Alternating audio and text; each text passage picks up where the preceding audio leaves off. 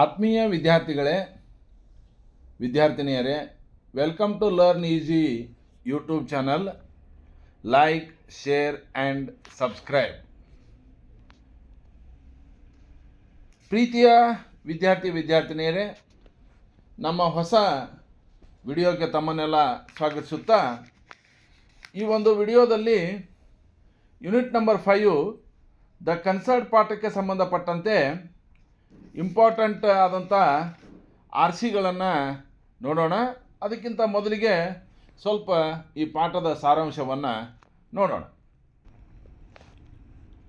ಶಾಂತಾ ರಾಮೇಶ್ವರರಾವ್ ಅವರು ಬರೆದಂಥ ಈ ಕನ್ಸರ್ಟ್ ಎಂಬ ಗದ್ಯ ಪಾಠವನ್ನು ಮ್ಯೂಸಿಕ್ ದಿ ಅಂಬ್ರೋಷಿಯಾ ಎಂಬ ಘಟಕದಲ್ಲಿ ಕೊಡಲಾಗಿದೆ. ಅಂಬ್ರೋಷಿಯಾ ಅಂದರೆ ಅಮೃತ ಎನ್ನುವಂಥ ಅರ್ಥವನ್ನು ಕೊಡುತ್ತದೆ. ಪಾಠದ ಆರಂಭದಲ್ಲಿ ಸ್ಮಿತಾ ಎಂಬ 16 ವರ್ಷದ ಹುಡುಗಿ ದಿನಪತ್ರಿಕೆಯನ್ನು ಓದುತ್ತಿದ್ದಾಳೆ. ಭಾವೋದ್ರೇಕದಿಂದ ನಾಳೆ ಪಂಡಿತ್ ರವಿಶಂಕರ್ ಅವರ ಸಂಗೀತ ಕಚೇರಿ ಮುಂಬೈಯಲ್ಲಿನ ಷಣ್ಮುಖಾನಂದ ಆಡಿಟೋರಿಯಂನಲ್ಲಿ ನಡೆಯುವುದಿದೆ ಎಂದು ಕುಣಿದಾಡುತ್ತಿದ್ದಾಳೆ. ಅಲ್ಲಿಯೇ ಇದ್ದ ಅವರ ತಾಯಿ, ಸುಮ್ಮನಿರು, ಅಷ್ಟು ನಿನಗೆ ಗೊತ್ತಾಗುವುದಿಲ್ಲವೇ? ನಿನ್ನ ತಮ್ಮ ಎಚ್ಚರಗೊಳ್ಳಬಹುದು. ಈಗ ತಾನೇ ಅವನಿಗೆ ನಿದ್ದೆ ಹತ್ತಿದಂಗಾಗಿದೆ. ಅವನಿಗೆ ವಿಶ್ರಾಂತಿಯ ಅಗತ್ಯವಿದೆ ಎಂದು ಹೇಳುತ್ತಾರೆ. ಆದರೆ ಸ್ಮಿತಾಳ ತಮ್ಮ ಅನಂತನಿಗೆ ನಿದ್ದೆ ಹತ್ತಿರಲಿಲ್ಲ. ಅಕ್ಕ ಹೇಳಿದ್ದನ್ನು ಕೇಳಿಸಿಕೊಂಡ ಆತ ಪಂಡಿತ್ ರವಿಶಂಕರ್ ಎಂದರೆ ಸಿತಾರ್ ವಾದನದ ಶ್ರೇಷ್ಠ ಕಲಾಕಾರರಲ್ಲವೇ ಎಂದು ಎದ್ದು ಕೂಡಲಿಕ್ಕೆ ಪ್ರಯತ್ನ ಪಟ್ಟ. ಆದರೆ ಅವನ ಪ್ರಯತ್ನ ವ್ಯರ್ಥವಾಯಿತು. ಹಾಗೆಯೇ ವಾಪಸ್ ಮಲಗಿದ. ಆದರೂ ಅವನ ಕಣ್ಣುಗಳಲ್ಲಿ ಒಂದು ಮಿಂಚು ಹೊಳೆಯುತ್ತಿತ್ತು. ಆತ ಹೇಳ್ತಾ ಇದ್ದಾನೆ, ಈ ಸದಾವಕಾಶವನ್ನು ಕಳೆದುಕೊಳ್ಳಬಾರದು, ಏಕೆಂದರೆ ನನಗೆ ರವಿಶಂಕರ್ ಅವರ ಸಂಗೀತವನ್ನು ಕೇಳುವ, ಅವರನ್ನು ಕಣ್ಣಾರೆ ಕಾಣುವ ಹಂಬಲವಿದೆ ಎಂದು ತನ್ನ ಆಶೆಯನ್ನು ವ್ಯಕ್ತಪಡಿಸುತ್ತ ಅಲ್ಲಿಯೇ ದೂರದಲ್ಲಿದ್ದ ಅವನ ತಾಯಿ ಧಾವಿಸಿ ಬಂದು, ಮಲಗು ಮಗನೇ, ಮಲಗು ಎಂದು, ಲೈ ಡೌನ್ ಸನ್, ಲೈ ಡೌನ್ ಎಂದು ಮಗನನ್ನು ಸಂತೈಸುತ್ತಿದ್ದಾಳೆ. ಮಗ ಯಾರ ಸಹಾಯವಿಲ್ಲದೆ ಎದ್ದು ಕುಳಿತುಕೊಳ್ಳುವ ಪ್ರಯತ್ನದಲ್ಲಿ ವಿಫಲನಾಗಿದ್ದನ್ನು ಕಂಡು ಮನಸ್ಸಿನಲ್ಲಿ ದೇವರನ್ನು ಪ್ರಾರ್ಥನೆ ಮಾಡ್ತಾ ಇದ್ದಾಳೆ. ಈಗ ಈ ಹುಡುಗ, ನಾನು ಅವರ ಸಂಗೀತವನ್ನು ಕೇಳಲೇಬೇಕು, ಇಂಥ ಅವಕಾಶ ಮತ್ತೆ ಸಿಗುವುದಿಲ್ಲ ಎಂದು ಒತ್ತಾಯಪಡಿಸುತ್ತಿದ್ದಾನೆ. ಆದರೆ ಆತನ ಪರಿಸ್ಥಿತಿ ಹೇಗಿದೆ ಎಂದರೆ ಆಕ್ಸಿಜನ್ ಸಿಲಿಂಡರ್ನಿಂದ ಆತ ಉಸಿರಾಡಿಸುತ್ತಿದ್ದಾನೆ. ಇಂತಹ ಪರಿಸ್ಥಿತಿಯಲ್ಲಿ ಸ್ಮಿತಾ ತಾನು ಮಾಡಿದ ತಪ್ಪಿಗಾಗಿ ಪಶ್ಚಾತ್ತಾಪ ಪಡುತ್ತಿದ್ದಾಳೆ. ಸ್ಮಿತಾಳ ತಮ್ಮ ಅನಂತ ಕ್ಯಾನ್ಸರ್ನಿಂದ ನರಳುತ್ತಾ ಇದ್ದ. ಆ ಕುಟುಂಬದಲ್ಲಿ ಕೇವಲ 4 ಜನ, ತಂದೆ, ತಾಯಿ, ಅಕ್ಕ ಮತ್ತು ತಮ್ಮ. ಅವರು ಮೊದಲು ಗಗನಪುರದಲ್ಲಿದ್ದರು. ಶಾಲೆಯಲ್ಲಿದ್ದಾಗ ಒಳ್ಳೆಯ ಟೇಬಲ್ ಟೆನ್ನಿಸ್ ಪ್ಲೇಯರ್ ಆಗಿದ್ದ ಅನಂತ ಉತ್ತಮ ಆಟಗಾರ, ಒಳ್ಳೆಯ ಕ್ರೀಡಾಪಟು ಎನಿಸಿಕೊಂಡಿದ್ದ. ಸಿತಾರನ್ನು ಕಲಿತಾ ಇದ್ದ. ತಾನೇ ಸ್ವತಃ ಟ್ಯೂನ್ಗಳನ್ನು ರಚನೆ ಮಾಡ್ತಾ ಇದ್ದ. ಆ ರಚನೆಯನ್ನು ಕಂಡು ಸ್ವತಃ ಅವನ ಗುರುಗಳೇ ಆಶ್ಚರ್ಯವನ್ನು ವ್ಯಕ್ತಪಡಿಸಿದ್ದರು. ಹೀಗೆ ಎಲ್ಲದರಲ್ಲೂ ಅಕ್ಕನನ್ನು ಮೀರಿಸುತ್ತಿದ್ದ ಹುಡುಗನಿಗೆ ಕ್ಯಾನ್ಸರ್ ಬಂದಿದ್ದರಿಂದ ಅವರು ಈಗ ಮುಂಬೈಗೆ ಬಂದಿದ್ದಾರೆ. ಮುಂಬೈಗೆ ಬಂದು ಅವರ ಚಿಕ್ಕಮ್ಮ ಸುಶೀಲಾರವರ ಅಪಾರ್ಟ್ಮೆಂಟ್ನಲ್ಲಿ ವಾಸ ಮಾಡುತ್ತಾ ಮುಂಬೈಯಲ್ಲಿರುವಂಥ ಕ್ಯಾನ್ಸರ್ ಹಾಸ್ಪಿಟಲ್ನಲ್ಲಿ ಅವರು ಟ್ರೀಟ್ಮೆಂಟನ್ನು ತೆಗೆದುಕೊಳ್ತಾ ಇದ್ದಾರೆ. ತಮ್ಮ ಮಗ ಮೊದಲಿನಂತೆ ಸರಿ ಹೋಗಬಹುದು ಎಂಬ ವಿಶ್ವಾಸದೊಂದಿಗೆ ಅವರು ಮುಂಬೈಗೆ ಧಾವಿಸಿದ್ದಾರೆ. ಮುಂದೆ ಒಬ್ಬ ಶ್ರೇಷ್ಠ ಸಿತಾರ ವಾದಕನಾಗುವ ಕನಸನ್ನು ಅನಂತ ಕಾಣ್ತಾ ಇದ್ದಾನೆ. ಆದರೆ ಡಾಕ್ಟರು ಯಾವುದೇ ರೀತಿಯ ಭರವಸೆಯನ್ನು ಕೊಟ್ಟಿರಲಿಲ್ಲ. ಅವರು ಹೇಳಿರೋದಿಷ್ಟೇ, ಅನಂತನನ್ನು ಮನೆಗೆ ಕರೆದುಕೊಂಡು ಹೋಗಿ ಅವನಿಗೆ ಏನು ಇಷ್ಟವೋ ಅದೆಲ್ಲವನ್ನು ಕೊಡಿ, ಅವನನ್ನು ತೃಪ್ತಿಪಡಿಸಿ ಎಂದು ಹೇಳಿ ಕಳಿಸಿದ್ದರು. ಈಗ ಅನಂತ ರವಿಶಂಕರ್ ಅವರ ಸಂಗೀತ ಕಚೇರಿಯನ್ನು ಕೇಳಬೇಕೆಂದು ಆಸೆಪಟ್ಟಿದ್ದಾನೆ.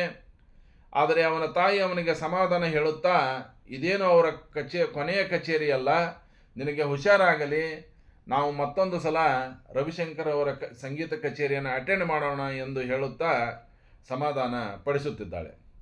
ಅದ್ರ ಜೊತೆಗೆ ಸ್ಮಿತಾಳಿಗೆ ನೀನು ನಿಮ್ಮ ತಂದೆಯನ್ನು ಕರೆದುಕೊಂಡು ಸಂಗೀತ ಕಾರ್ಯಕ್ರಮಕ್ಕೆ ಹೋಗು ಎಂದು ಹೇಳುತ್ತಿದ್ದಾಳೆ. ಅವಳು ಸುಶೀಲಾ ಆಂಟಿಯ ಜೊತೆ ಅಳುತ್ತಾ ಸ್ಮಿತಾ ತನ್ನ ಪರಿಸ್ಥಿತಿಯನ್ನು ಹೇಳಿಕೊಂಡಳು.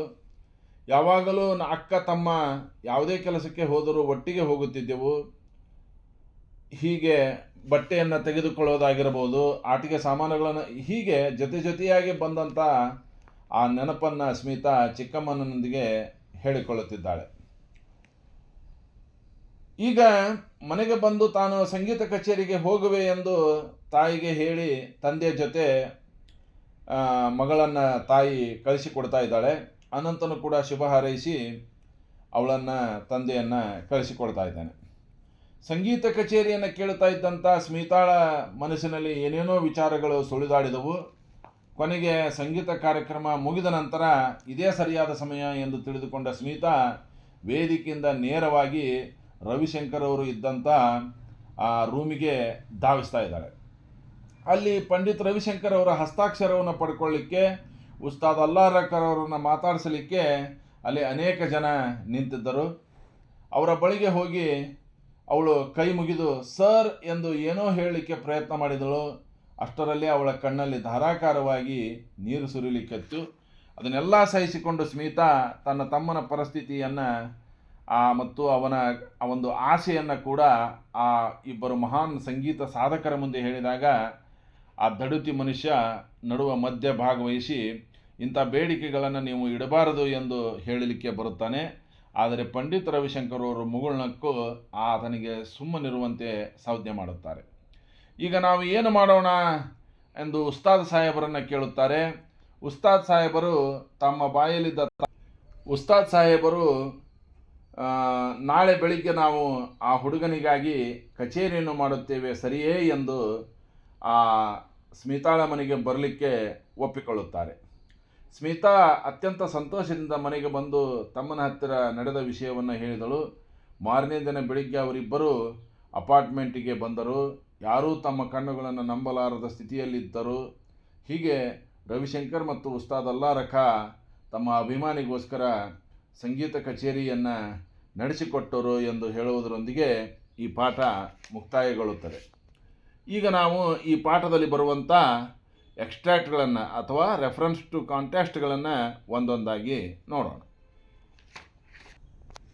ಮೊದಲನೇ ಸ್ಟೇಟ್ಮೆಂಟನ್ನು ನೋಡೋದಾದರೆ, a walk in the park might make you feel better. 2024 ಏಪ್ರಿಲ್ನಲ್ಲಿ ಕೇಳಿದಂಥ extract. Who made this statement? ನೀನು ವಾಕಿಂಗ್ನೊಳಗೆ ಸ್ವಲ್ಪ ಅಡ್ಡಾಡಿ ಬಂದ್ರೆ ಸ್ವಲ್ಪ ಮನಸ್ಸಿಗೆ ನಿನಗೆ ಹಿತ ಅನ್ನಿಸ್ಬೋದು. ಈ ಸ್ಟೇಟ್ಮೆಂಟನ್ನು ಹೇಳಿದವರು ಯಾರು ಅಂತ ಕೇಳ್ಯಾರ. ಆಂಟಿ ಸುಶೀಲಾ ಅಂತ ಬರೀಬೇಕು. ಯಾರಿಗೆ ಹೇಳಿದರು ಅಂದ್ರೆ ಸ್ಮಿತಾಳಿಗೆ ಅಂತ ಬರೀಬೇಕು. ಯಾಕೆ ಹೇಳಿದರು? Why did the speaker suggest this ಅಂದ್ರೆ ಟು ಕಂಫರ್ಟ್ ಸ್ಮಿತಾ. ಯಾಕಂದರೆ ಸ್ಮಿತಾ ಬರೀ ತಮ್ಮನ ಬಗ್ಗೆ ಮಾತಾಡ್ತಾ ಇದ್ದಲ್ಲ, ಅದಕ್ಕೆ ಒಂದಿಷ್ಟು ಅಕ್ಕಿಗೆ ಆರಾಮಾಗಲಿ, ಕಂಫರ್ಟ್ ಅನ್ನಿಸ್ಲಿ ಅಂಥೇಳಿ ಅವ್ರ ಚಿಕ್ಕಮ್ಮ ಹೇಳಿದ ಮಾತು. ಇನ್ನು ಮತ್ತೊಂದು ಆರಿಸಿ ನೋಡೋದಾದ್ರೆ, you must not bother him with such request. 2018 ಮಾರ್ಚ್ನಲ್ಲಿ ಕೇಳ್ಯಾರ. ನೀವು ಈ ರೀತಿಯ ವಿನಂತಿಗಳನ್ನು ಪಂಡಿತ್ ರವಿಶಂಕರ್ ಅವ್ರ ಹತ್ರ ಮಾಡ್ಕೋಬಾರ್ದು ಅಂತ ಹೇಳಿದವರು ಯಾರು ಅಂತ ಕೇಳ್ಯಾರ. ಹೂ ಈಸ್ ದ ಸ್ಪೀಕರ್ ಅಂತ ಕೇಳ್ಯಾರ. ದ ಮೋಸ್ಟ್ಯಾಚ್ಡ್ ಮ್ಯಾನ್ ಅಂತ ಬರೀಬೇಕು. ಏನು ರಿಕ್ವೆಸ್ಟ್ ಮಾಡ್ಕೊಂಡಿದ್ಲಕ್ಕಿ ಅಂತ ಕೇಳ್ಯಾರ. What was the request? Requested Pandit Ravishankar to come and play sitar for ಅನಂತನಿಗೋಸ್ಕರ ತಮ್ಮ ಮನೆಗೆ ಬಂದು ಸಂಗೀತ ಕಚೇರಿಯನ್ನು ನಡೆಸಿಕೊಡುವಂತೆ ಸ್ಮಿತಾ ಕೇಳಿದ್ಲು. How was the request fulfilled? ಆ ವಿನಂತಿ ಈಡೇರಿತೆ ಅಂತ ಕೇಳ್ಯಾರ. ಹೇಗೆ ಈಡೇರಿತು ಅಂಥೇಳಿ. Pandit Ravishankar and Ustad Allarakha agree to go to Smita's home and play music for Anant. ಸ್ಮಿತಾಳ ಮನೆಗೆ ಹೋಗಿ ಅನಂತನಿಗೋಸ್ಕರ ಸಂಗೀತ ಕಚೇರಿಯನ್ನು ನಡೆಸಿಕೊಡೋದ್ರ ಮುಖಾಂತರ ಅವಳ ರಿಕ್ವೆಸ್ಟ್ ಈಡೇರಿತು ಅಂಥೇಳಿ ಬರೆದುಬಿಟ್ರೆ ಅಲ್ಲಿಗೆ ಮುಗೀತು. ಈಗ ಮುಂದಿನ ಎಕ್ಸ್ಟ್ರಾಕ್ಟಿಗೆ ಹೋಗೋದಾದ್ರೆ, it is the chance of A life time ಅಂಥೇಳಿ 2024 ಆಗಸ್ಟಿಗೆ ಕೇಳ್ಯಾರ. ಈ ಸ್ಟೇಟ್ಮೆಂಟನ್ನು ಕೊಟ್ಟವರು ಯಾರು? ಜೀವನದಲ್ಲಿ ಇಂಥ ಚಾನ್ಸ್ ಒಂದೇ ಸಲ ಸಿಗಲಿಕ್ಕೆ ಸಾಧ್ಯ ಅಂತ ಹೇಳಿದವರು ಯಾರು ಅಂತ ಅನಂತ್ ಅಂತ ಬರೀಬೇಕು.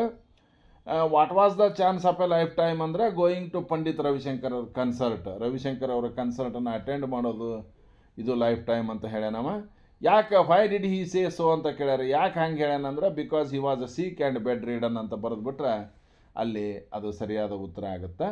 ಇನ್ನು 4ನೇದ್ದು ನೋಡಿರಿ, ಎಂಜಾಯ್ ಯುವರ್ ಸೆಲ್ಫ್. ಈ ರೀತಿ ಇಂಪಾರ್ಟೆಂಟ್ ಕೆಲವು ಆರ್ಸಿಗಳನ್ನು ನಾನು ನಿಮಗೆ ಇಲ್ಲಿ ಕೊಡ್ತಾ ಇದ್ದೀನಿ. ಎಂಜಾಯ್ ಯುವರ್ ಸೆಲ್ಫ್ ಅಂತ ಹೇಳಿದವರು ಯಾರು ಅಂತ, ಅನಂತ. ಯಾರಿಗೆ ಹೇಳಿದ? ಸ್ಮಿತಾಳಿಗೆ ಹೇಳಿದ. ಟು ಹೂಮ್ ಅಂದರೆ ಸ್ಮಿತಾ. ಯಾವಾಗ ಹೇಳಿದ ಅಂದ್ರೆ, when Smita going to concert with her father. ಸಂಗೀತ ಕಚೇರಿಯನ್ನು ಆಲಿಸಲಿಕ್ಕೆ ಸ್ಮಿತಾ ತಂದೆಯೊಂದಿಗೆ ಹೊರಟಿದ್ದಲ್ಲ, ಆ ಸಂದರ್ಭದಲ್ಲಿ ಹೇಳಿದಂಥ ಮಾತು. ಇನ್ನು 5ನೇ ಎಕ್ಸ್ಟ್ರಾಕ್ಟ್ ನೋಡೋದಾದ್ರೆ, ವಾಟ್ ಶಾಲ್ ವಿ ಡೂ, ನಾವೇನು ಮಾಡಬಹುದು. ಹೌದಾ? ಈ ಮಾತನ್ನು ಹೇಳಿದವರು ಯಾರು? ಪಂಡಿತ ರವಿಶಂಕರ್ ಅವರು ಹೇಳಿದ ಮಾತಿದು. ಯಾರಿಗೆ ಹೇಳಿದರು? ಟು ಹೂಮ್, ಉಸ್ತಾದ ಅಲ್ಲಾರಕರ್ ಅವರನ್ನು ಕೇಳಿದಂಥದ್ದು ಇದು. ಹುಯಿಚ್ ಲೆಸನ್, ಯಾವ ಪಾಠದಿಂದ ಈ ಎಕ್ಸ್ಟ್ರಾಕ್ಟನ್ನು ಆಯ್ದುಕೊಳ್ಳಲಾಗಿದೆ ಅಂದರೆ ಕನ್ಸಲ್ಟ್ ಅಂತ ಬರೆದುಬಿಟ್ರೆ ಮುಗಿದೋತು. ಮತ್ತೊಂದು ಇಂಪಾರ್ಟೆಂಟ್ ಎಕ್ಸ್ಟ್ರಾಕ್ಟ್ ನೋಡೋದಾದ್ರೆ, ಲೈ ಡೌನ್ ಸನ್ ಲೈ ಡೌನ್, ಮಲ್ಕೋ ಮಗನೇ ಮಲ್ಕೊಂಬಿಡಪ್ಪ, ಏಳುವಂಥ ಪ್ರಯತ್ನ ಮಾಡಬೇಡ ಅಂತಂದು ಹೇಳಿದವರು ಯಾರು ಅಂತ ಕೇಳ್ಯಾರ. ದ ಮದರ್ ಅಂತ. ಅದನ್ನು ಒಂದೇ ಅಕ್ಷರ ಸ್ವಲ್ಪ ಕ್ಯಾಪಿಟಲ್ ಮಾಡ್ಕೊರಿ. ಹೂ ಈಸ್ ದ ಸನ್, ಸನ್ ಅಂದರೆ ಯಾರು ಅಂತ ಕೇಳ್ಯಾರ. ಅನಂತ್ ಅಂತ ಬರೀಬೇಕು. ಯಾಕೆ ಹೇಳಿದ್ಲು ಈ ರೀತಿ ಅಂದರೆ, when Anant raised himself up without help, ಯಾವುದೇ ಸಹಾಯ ಇಲ್ಲದೇ ಎದ್ದು ಕುಂದ್ರಕ್ಕೆ ಹೋದ, ಆದರೆ ಅವನ ಕಡೆಯಿಂದ ಸಾಧ್ಯ ಆಗಲಿಲ್ಲಲ್ಲ, ಅಂಥ ಸಂದರ್ಭದಲ್ಲಿ ತಾಯಿ ಹೇಳಿದಂಥ ಮಾತಿದು. ಹೀಗೆ ನಾವು ವಿದ್ಯಾರ್ಥಿಗಳೇ, ಯಾರು ಮೊದಲನೇ ಸಲ ನಮ್ಮ ಯೂಟ್ಯೂಬ್ ಚಾನಲನ್ನು ನೋಡ್ತಾ ಇದ್ದೀರಿ, ಈಗಲೇ ಸಬ್ಸ್ಕ್ರೈಬ್ ಮಾಡಿಕೊಡ್ರಿ ಅಂತ ಕೇಳುತ್ತಾ ಈ ಕನ್ಸರ್ಟ್ ಪಾಠದ ಇಂಪಾರ್ಟೆಂಟ್ ಎಕ್ಸ್ಟ್ರಾಕ್ಟ್ಗಳನ್ನು ಇಲ್ಲಿಗೆ ಮುಗಿಸ್ತಾ ಇದ್ದೀನಿ. ಮತ್ತೊಂದು ವಿಡಿಯೋದಲ್ಲಿ ಮತ್ತೆ ಭೇಟಿಯಾಗೋಣ ಅಂತ ತಿಳಿಸುತ್ತಾ, ಥ್ಯಾಂಕ್ ಯು ವೆರಿ ಮಚ್.